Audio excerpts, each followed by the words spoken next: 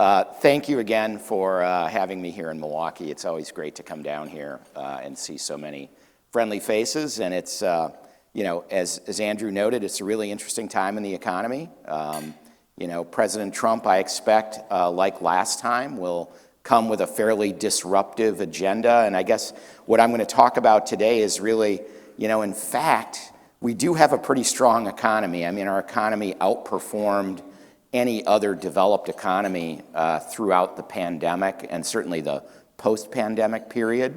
That doesn't mean we don't have things that we could do better, but sometimes I think I had this friend Russell Roberts, who some of you may listen to his podcast, great economist, and I knew him when I was at the Hoover Institution at Stanford, and Russell always said, economic policymakers would do well to heed the opposite of his mother's advice. He said his mother always said, don't just stand there, do something. And he said policymakers should really, don't just do something, stand there. Because the private sector economy needs some certainty, and that can help people make good decisions and power on. But that doesn't mean everything is perfect, and sometimes we probably do need some disruption, and we'll see exactly how this plays out. So with that, the expansion we love to hate, which is the expansion that we're in right now, people don't seem that keen on it, meets Trump 2.0. That's really what my talk is going to be about. We'll review recent economic performance. I'll give you my own near-term economic outlook, and then, as usual, some musings about longer-term concerns that keep me up at night and things that maybe we could be more optimistic about. So, but first, what are the grades from last year? Well, not so great on the S&P, but I was probably among, at that time, certainly a minority of people who did not think we would have a recession. People were getting very concerned about the extent of interest rate hikes by the Fed and that would slow the labor market down.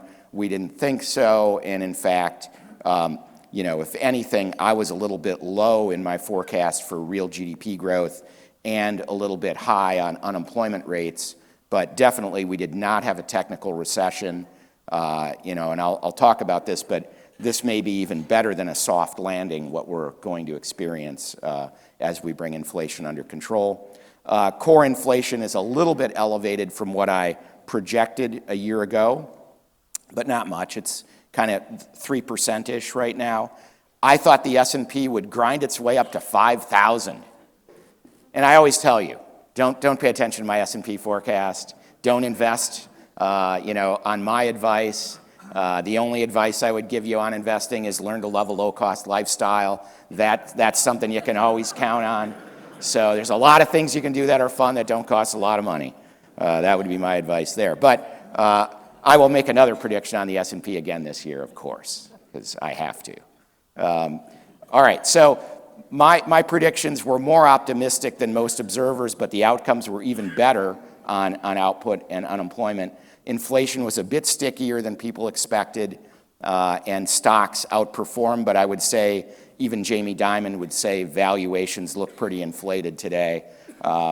Really strong fundamentals carried our economy through the pandemic's shadow. Last year we talked about how we were still managing an economy that was in the shadow of pandemic, in the shadow of a lot of fiscal stimulus that had been applied. People were given a lot of money to spend without having to produce goods and services for that money. That was going to generate some inflation, and it surely did, but we've taken care of it, and I think the Fed understood that we would inevitably have that inflation, and I think was fairly patient about wringing it out. And it's going to be interesting to see what the Fed does now this year, because the idea of cutting rates further to avert a recession seems kind of suspect right now. There aren't a lot of signs of recession out there. So where do we go from here? Let's just take a look at updated data charts, and if you've been here before, these charts go back to 1960. I don't keep moving the starting point as I get older. We go back to 1960. So this is really long horizon data. I'm not trying to cherry pick anything. As you can see, unemployment rates today, super low, nothing to indicate the kind of momentum you would expect going into a recession. Not that that couldn't happen, but it sure looks unlikely right now.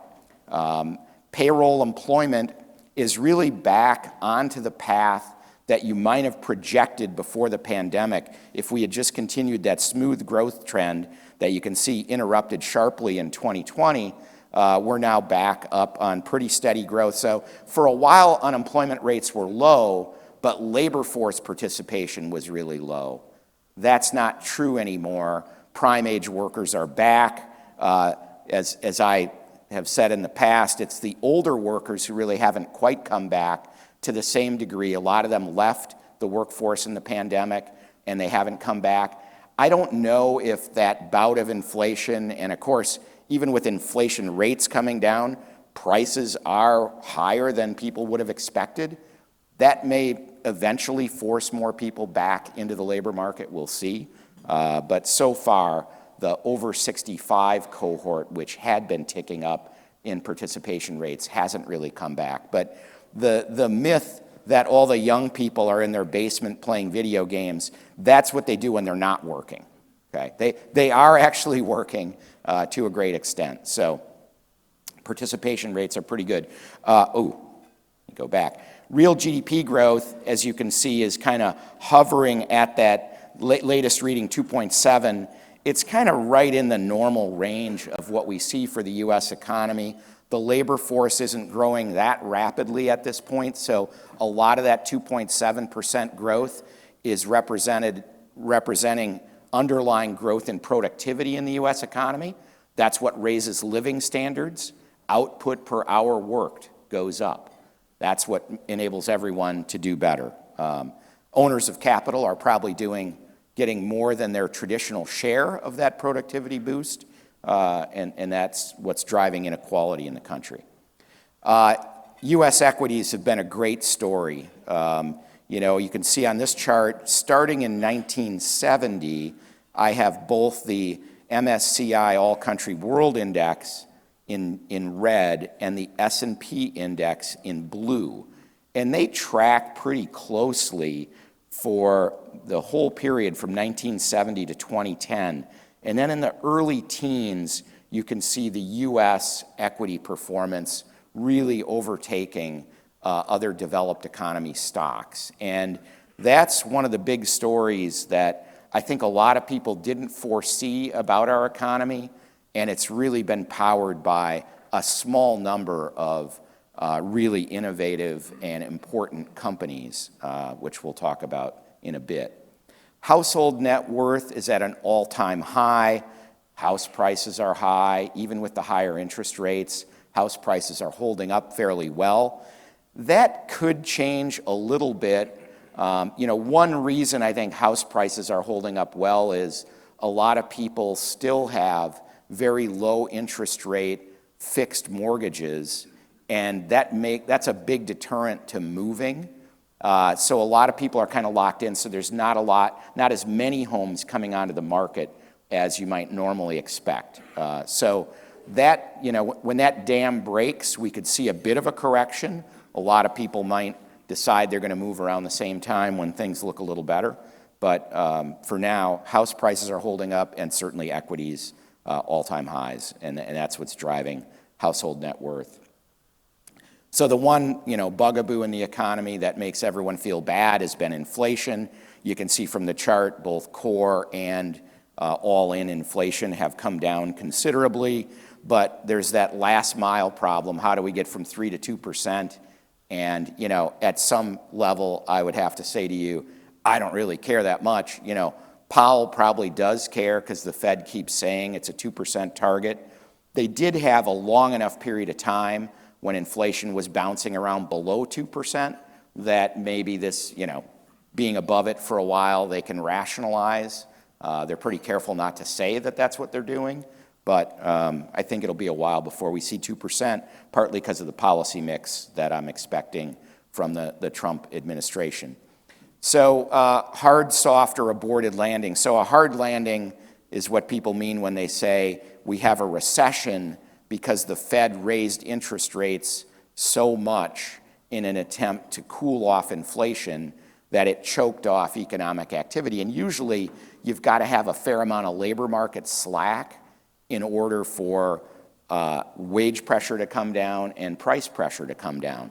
So a hard landing is kind of the norm in the past bouts of inflation we've had. But those past bouts of inflation were really developed over years of excess demand. This was a weird circumstance, a pandemic, a big fiscal injection. Everybody kind of knew this should happen. We hadn't had inflation for a long time, so there are probably questions about, well, would we even get inflation then? We did, but I think this is a different case. So hard landing, I would say, I don't see how that's going to happen. We've already eradicated most of the inflation above target. We brought it from 7.5 down to 3. I don't see a recession now. A soft landing is you get inflation back to target without a recession. You maybe get a growth slowdown. It's very hard to orchestrate, and a lot of people think the Fed has pulled that off. I think we might actually end up with an aborted landing, which I would say, GDP growth kind of accelerates into the promise of Trump 2.0 policies, but inflation remains somewhat elevated. That's kind of what I'm expecting now because of the policy mix of the administration. And you see some of that, the Treasury and inflation-protected securities market is one place you can look to see what people who are trading assets really think inflation is going to be over the next 5-year period, average inflation. And that has ticked up 50 basis points in the last 6 months. So I think people are beginning to think, inflation is going to be higher for longer, and consumer confidence is still high. So I think that all bodes well for economic growth in the labor market. It doesn't bode well for getting that last bit of inflation above target out of the system. So consumer confidence, this is a chart that it's a bit of a head scratcher because people in the media wrote the story about how people really were down about the economy and, maybe because of inflation. But if you look at actual consumer confidence data, the readings that we've had for the past 2 or 3 years on this chart certainly suggest we're at the 70th, 75th percentile of its entire history. I mean, how bad is that? I don't know. So that's a bit of a mystery, but it bodes well for spending going forward, and certainly consumers have the balance sheets to do it. This is the TIPS 5-year break-even inflation rate that I referenced earlier. So people are expecting 2.5% inflation on average over the next 5 years, as a few days ago when this chart was put together. So that is elevated above what the Fed's target is, and because it's a 5-year price, that means higher for longer, is baked into market expectations. So in light of all that, what is my near-term outlook? The labor market, I would say, has really stabilized after being disrupted by the pandemic. Childcare is back, people who want to work are back. There's a little bit of a tussle going on between people who got used to and liked working from home and people who want to drag them back to the office. And, we'll see how all that plays out. But I think the lion's share of that has been figured out now. There's probably some change ahead, but I would just say labor market participation is kind of normal again. Employment growth looks solid. Recession is highly unlikely. The election's in the rearview mirror. There's still, of course, policy uncertainty, but we know the direction that President Trump will lean. Markets certainly view a Trump administration as good for growth, but I would say there are some inflationary risks, and then I would watch the longer-term concerns people might have about fiscal unsustainability. As we pass another extension of the tax cuts, we'll see if we get the big spending cuts. There is the DOGE initiative, but I will tell you, there isn't a whole lot of spending outside of some of the entitlements and interest payments and defense. I don't think we're taking defense down. There's a lot of other things you can mention, like the Department of Education and this and that. They don't actually have very much money. I mean, that's not where you're going to find the mother lode of government spending. So you could get rid of some whole agencies and it would be a drop in the bucket. So we'll see where that goes, but the fiscal path is something that I would be keeping tabs on. So Michael Semblist at JP Morgan is probably, he's like the A-lister in what I'm doing, Economic Outlook. So he writes something every year, usually comes out on January 1st. It's his annual outlook, and he is terrific, and he has, of course, a huge team of researchers, and it is chock full of data charts. This year's title was The Alchemists, and, he kind of says how, the Trump kind of policy team around him, they in Semblist's view, they seem intent on breaking government, and breaking the Fed or the IRS or the Department of Education, and he said, maybe global trading system, and he says, I take them at their word. They probably will break something.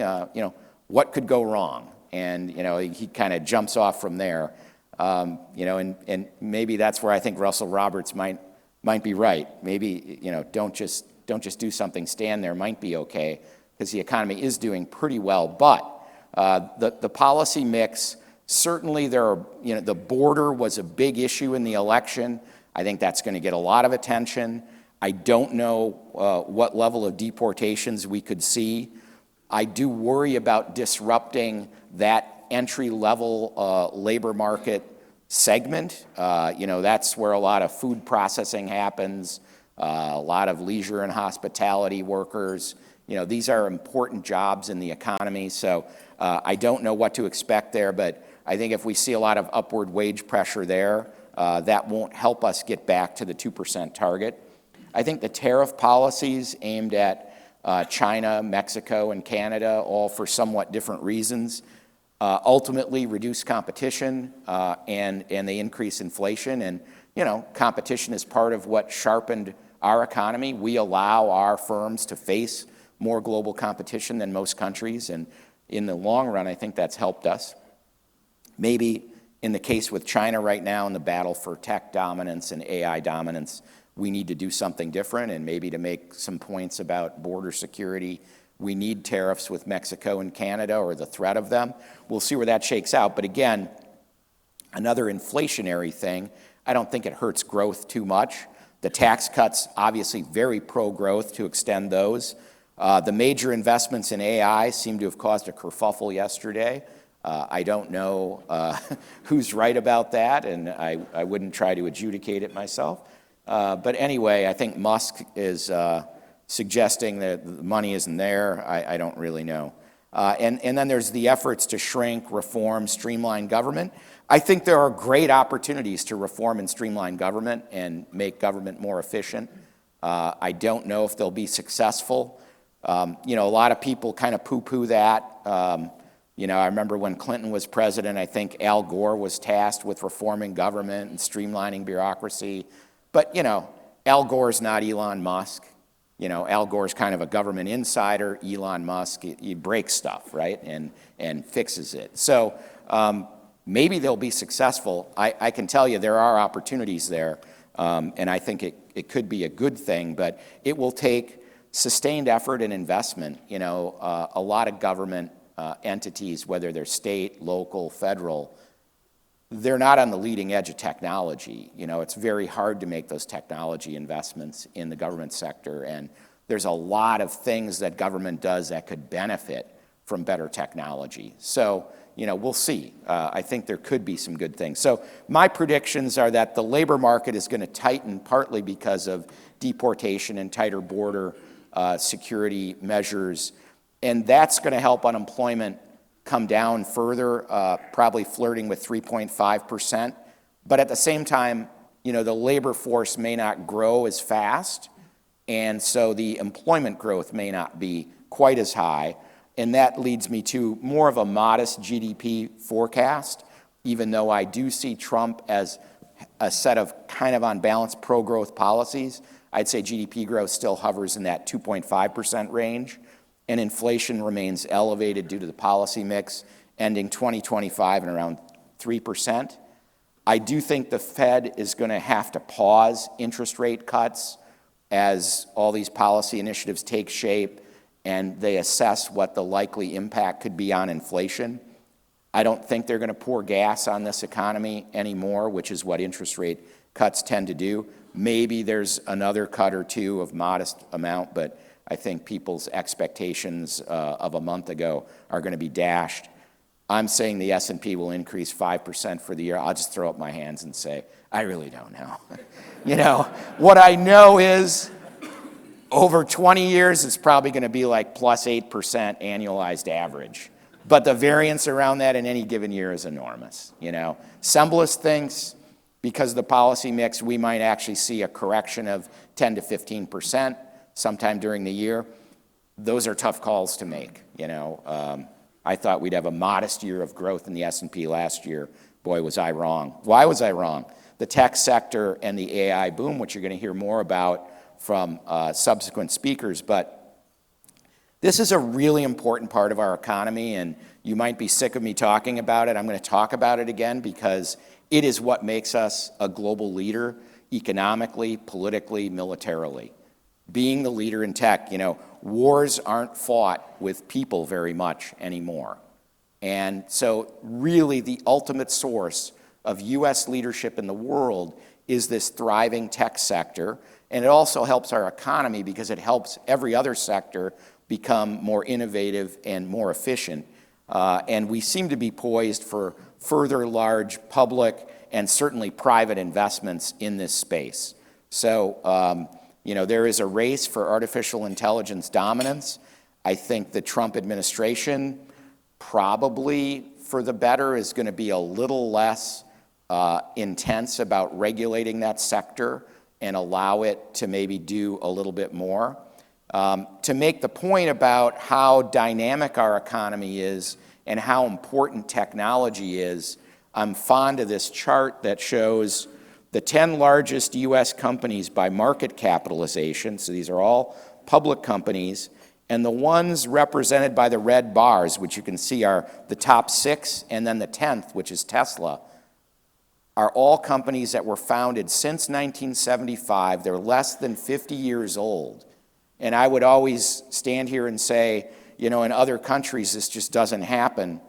And now I have the chart to give you another country. But you can see Eli Lilly, Broadcom, and Berkshire Hathaway are the only 3 in the top 10 that are more than 50 years old. And Broadcom is not probably much more than that. But the biggies, Apple, NVIDIA, Microsoft, Alphabet, Amazon, Meta, those are all very young companies. This is the German economy, their 10 largest market cap companies. And the only one that was less than 50 years old is Deutsche Telekom, which is a technicality. It was spun out of the Deutsche Bundespost, which is probably 300 years old. So that was just something that was spun out. So 0 of the top 10 are less than 50 years old in Germany. That doesn't mean they have a bad economy, but that is a staggering differential in innovation and the way we innovate in place in this country. And that is not something to take lightly, and that is very important. A brief commercial message. One reason we are the world leader is we have the best higher education system on the planet by a wide margin. Whatever its problems may be, if you go to the computer science departments and engineering colleges at the top universities in this country, you're not going to see anything that's crazy or weird. You're going to see a lot of really smart people that work really hard and are getting trained really well. It builds a lot of human capital in our own population. These great universities attract the best and brightest people from around the world. The founders of the largest companies almost always have come out of these top universities, and they are often immigrants or first-generation citizens. And the synergies between these research universities and tech is just evident in where these companies locate. So, case closed. That is a really important part of what makes us great, and that is a sector we shouldn't gut, but we should pay attention to what it can do better. But that is the biggest differentiating thing between the United States and Germany or the United States and Japan is we have all these great research universities, we've got all the best people coming here. That's helpful. English language probably helps. All right, so what are the things, shifting gears a little bit, what should we be worried about?